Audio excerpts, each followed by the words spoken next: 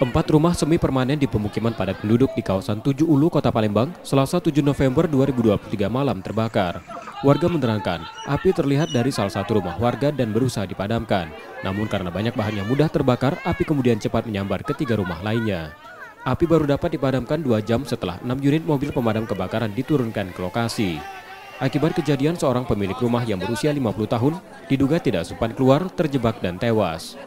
Cukup kami juga tahu ada api gulung-gulung.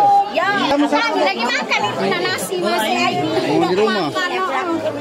Berapa rumah jadi kena ini? Tahu yang tahu deh.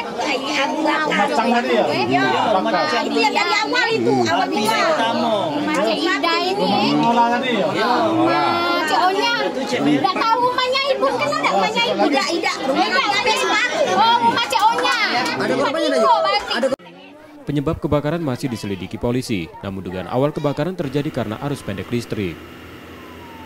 Yudi Kiswanto, Kompas TV, Palembang, Sumatera Selatan.